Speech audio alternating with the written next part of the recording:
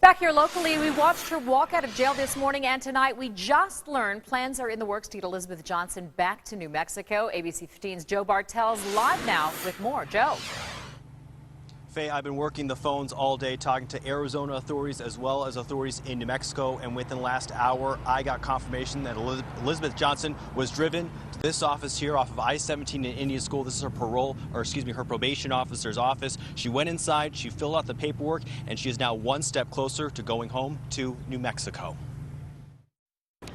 Do you have anything to say just about your son still missing? No one can find him today. Peppered with questions and swarmed by media, Elizabeth Johnson had nothing to say as she left jail.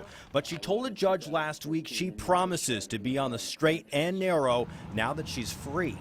I need to do better, and I'm doing better. But is she? Authorities say Johnson was a troublemaker in New Mexico. They say she was drinking booze, she got married and lied about it to her probation officer, and she traveled out of state to visit a felon friend of hers, all violations of her probation.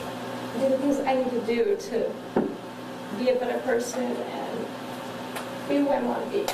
Her lawyer, Mark Victor, thinks Johnson, the mother convicted in the disappearance of her son, baby Gabriel, is going to change. She'd be the biggest fool on the planet, Judge, at this point, to get released after this violation and then to flee the jurisdiction. Arizona authorities will work with Johnson to get her back to New Mexico. There's some paperwork, but it could happen pretty fast.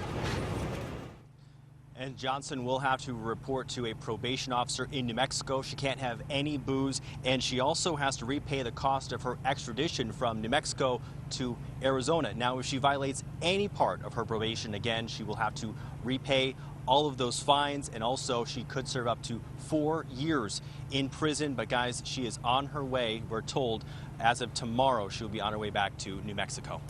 And Joe, of course, the question we're all still wondering, where is baby Gabriel? Thanks.